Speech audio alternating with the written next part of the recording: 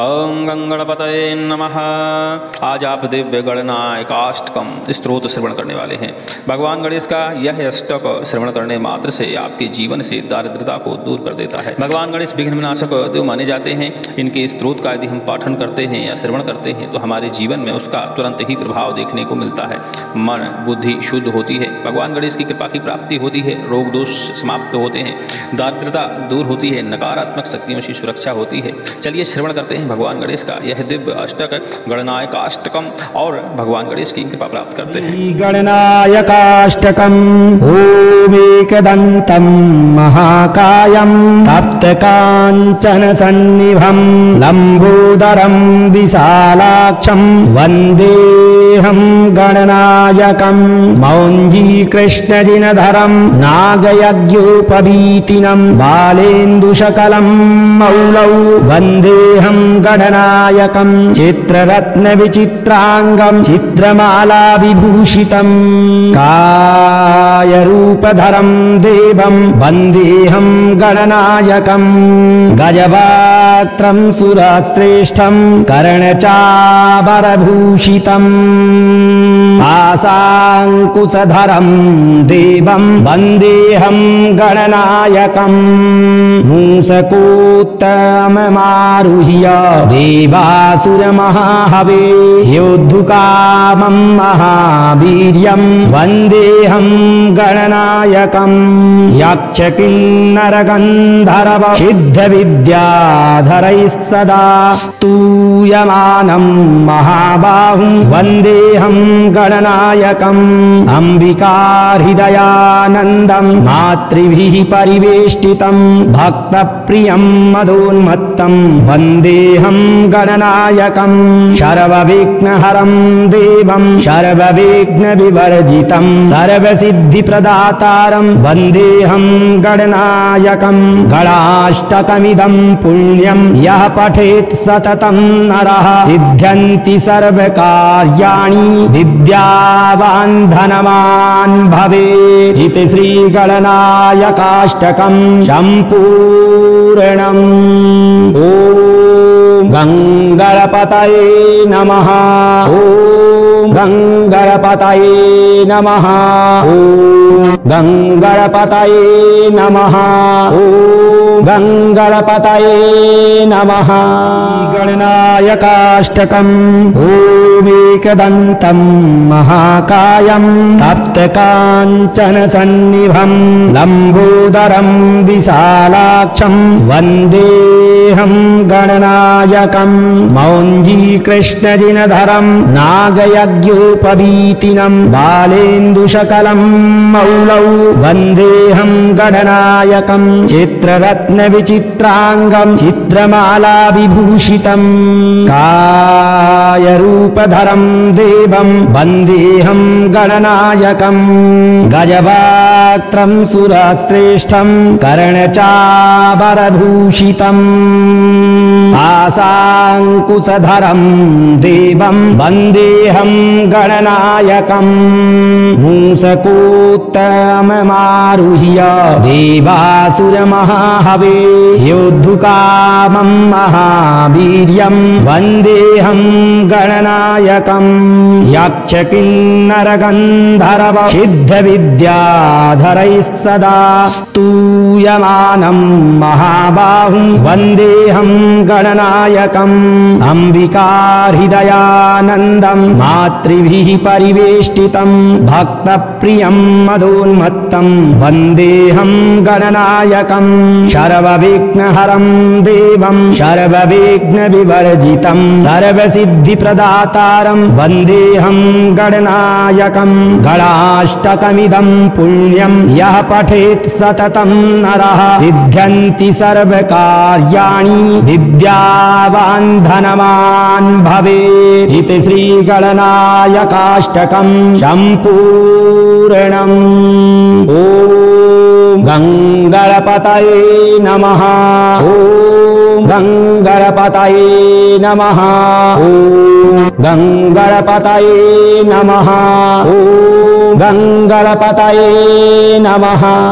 गणनायकाष्टकम् ओमेकदन्तं महाकायं तप्तकाञ्चनसन्निभं लम्बोदरं विशालाक्षं वन्देऽहं गणनायकं मौञ्जीकृष्णजिनधरं नागयज्ञोपवीतिनं बालेन्दुशकलं मौलौ वन्देऽहं गणनायकं चित्ररत्नविचित्राङ्गं चित्रमालाविभूषितं कायरूपधरं देवं वन्देऽहं गणनायकं गजवक्त्रं सुरश्रेष्ठं कर्णचापरभूषितम्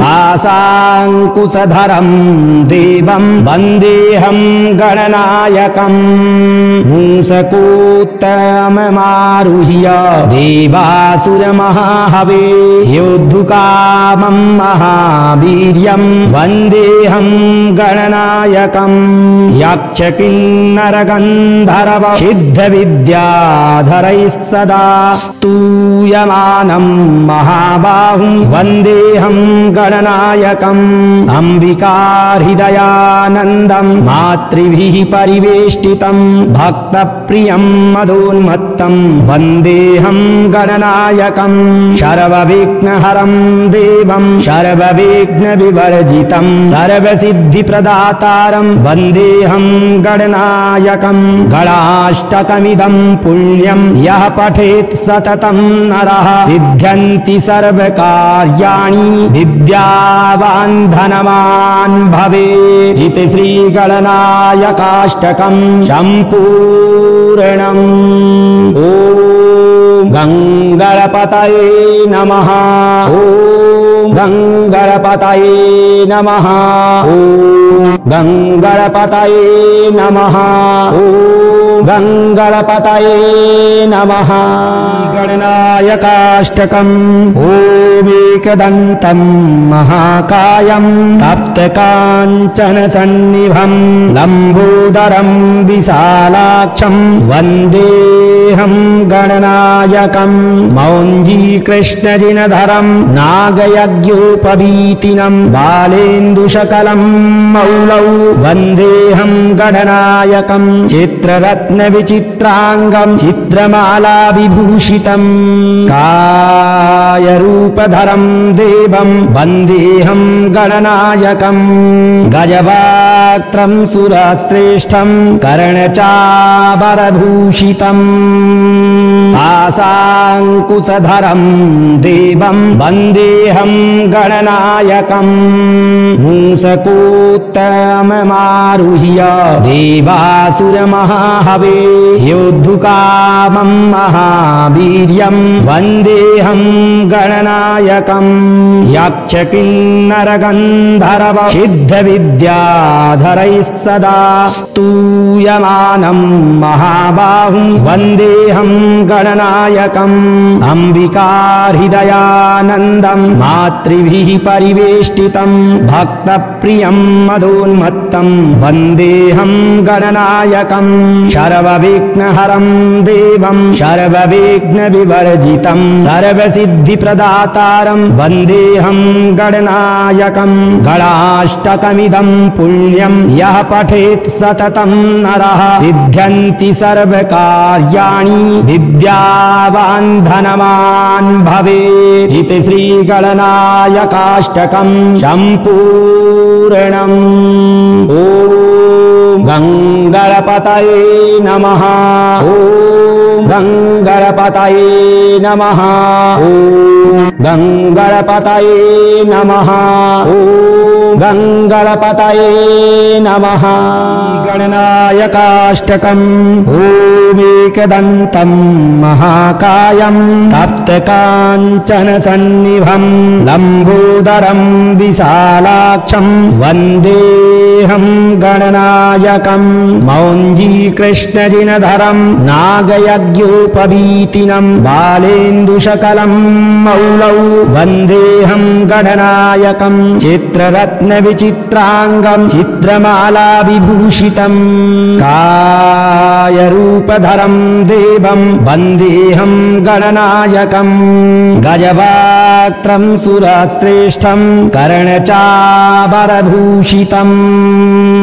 आशाङ्कुशधरं देवं वन्देऽहं गणनायकम् मूषकोत्तममारुह्य देवासुरमहाहवे योद्धुकामं महावीर्यं वन्देऽहं गणनायकम् यक्षकिन्नरगन्धर्व सिद्धविद्याधरैः सदा स्तूयमानं महाबाहुं वन्देऽहं गणनायकम् अम्बिकाहृदयानन्दं मातृभिः परिवेष्टितं भक्तप्रियं मदोन्मत्तं वन्देऽहं गणनायकम् सर्वविघ्नहरं देवं सर्वविघ्नविवर्जितं सर्वसिद्धिप्रदातारं वन्देऽहं गणनायकम् गणाष्टकमिदं पुण्यं यः पठेत् सततं नरः सिद्ध्यन्ति सर्वकार्याणि विद्यावान् धनवान् भवेत् इति श्रीगणनायकाष्टकं सम्पूर्णम्। ॐ गङ्गणपतये नमः। ॐ गङ्गणपतये नमः। ॐ गङ्गणपतये नमः। ॐ गङ्गणपतये नमः।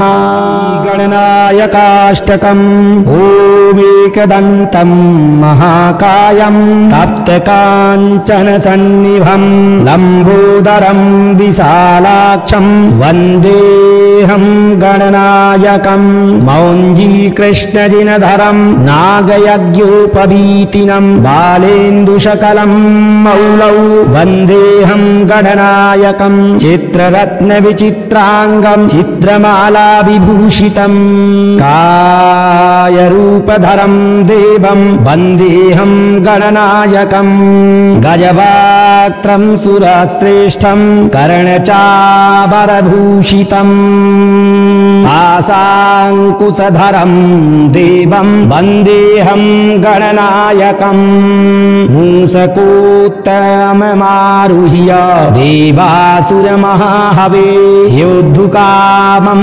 महावीर्यं वन्देऽहं गणनायकम् यक्षकिन्नरगन्धर्व सिद्धविद्याधरैः सदा स्तूयमानं महाबाहुं वन्देऽहं गणनायकम् अम्बिकाहृदयानन्दं मातृभिः परिवेष्टितं भक्तप्रियं मदोन्मत्तं वन्देऽहं गणनायकम् सर्वविघ्नहरं देवं सर्वविघ्नविवर्जितं सर्वसिद्धिप्रदातारं वन्देऽहं गणनायकम् गणाष्टकमिदं पुण्यं यः पठेत् सततं नरः सिद्ध्यन्ति सर्वकार्याणि विद्यावान् धनवान् भवेत् इति श्रीगणनायकाष्टकं सम्पूर्णम्।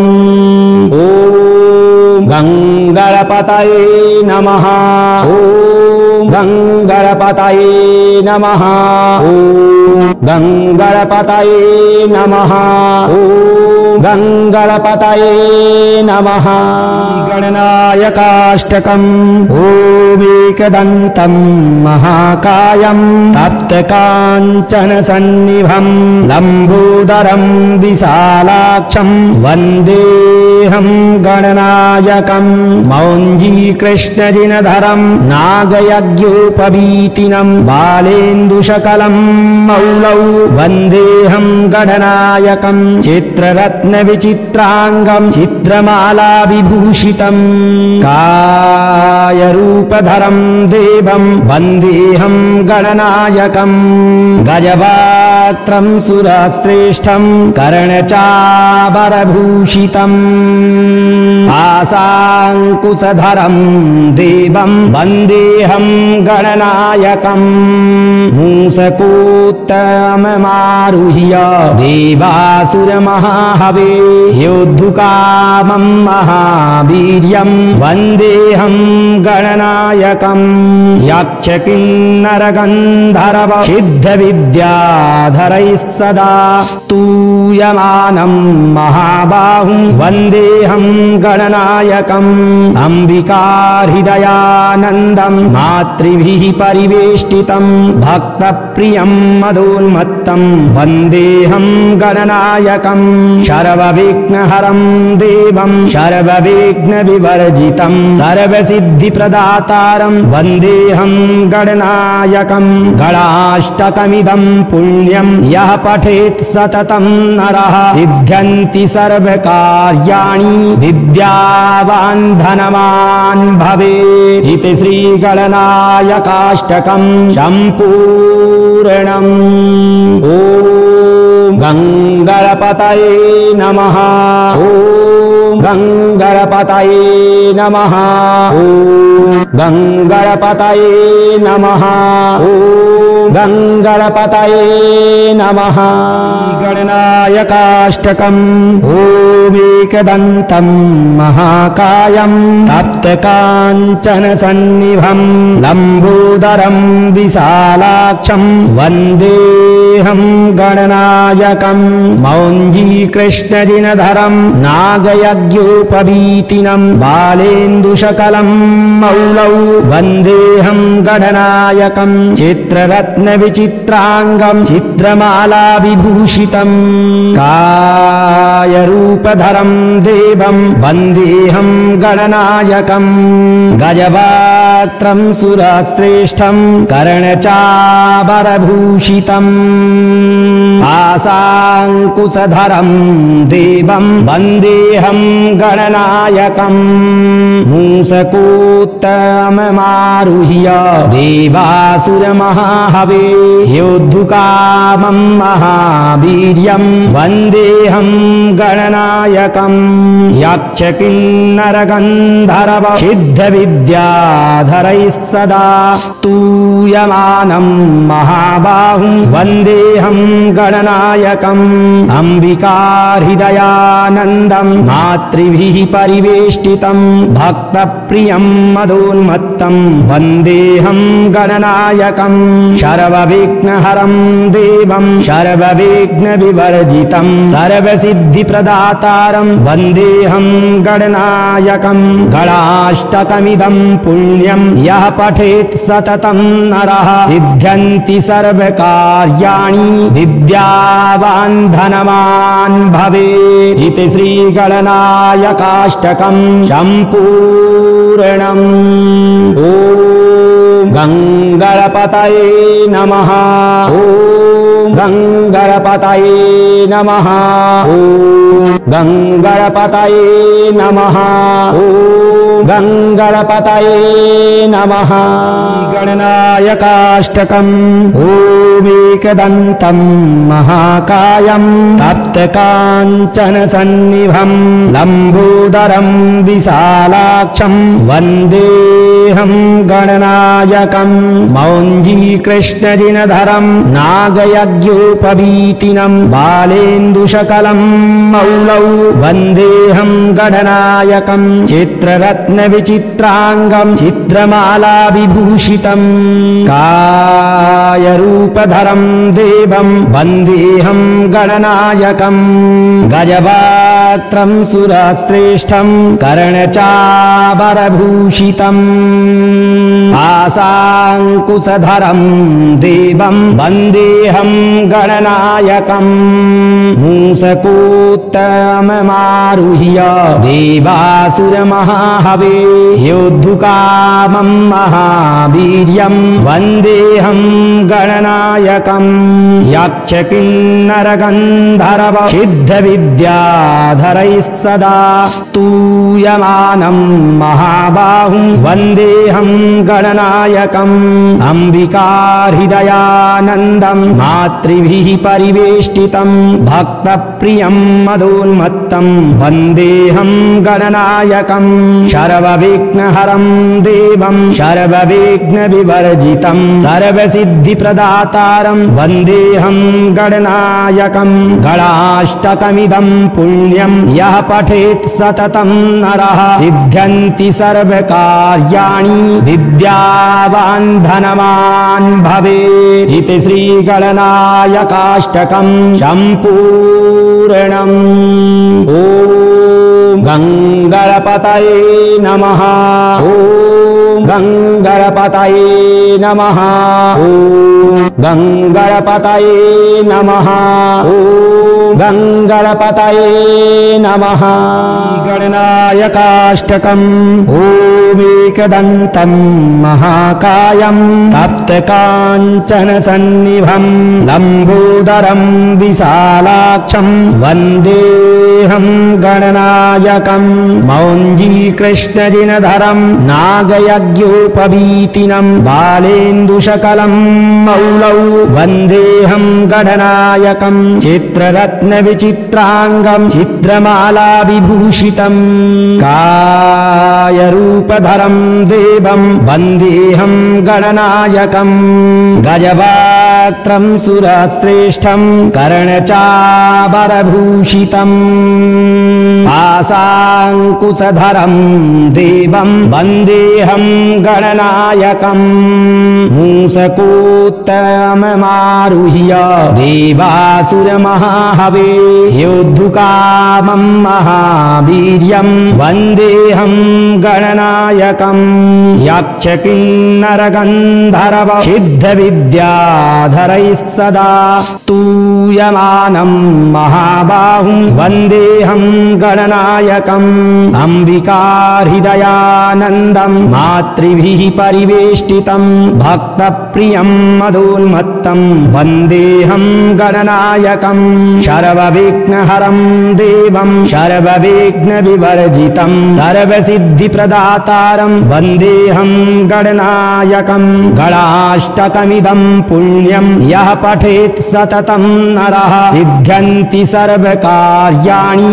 विद्यावान् धनवान् भवेत् इति श्रीगणनायकाष्टकम् सम्पूर्णम्। ॐ गङ्गणपतये नमः। ॐ गङ्गणपतये नमः। ॐ गङ्गणपतये नमः। ॐ गङ्गणपतये नमः। गणनायकाष्टकम्। ओमेकदन्तं महाकायं तप्तकाञ्चनसन्निभं लम्बोदरं विशालाक्षं वन्देऽहं गणनायकं मौञ्जीकृष्णजिनधरं नागयज्ञोपवीतिनं बालेन्दुशकलं मौलौ वन्देऽहं गणनायकं चित्ररत्नविचित्राङ्गं चित्रमालाविभूषितं कायरूपधरं देवं वन्देऽहं गणनायकं गजवक्त्रं सुरश्रेष्ठं कर्णचापरभूषितं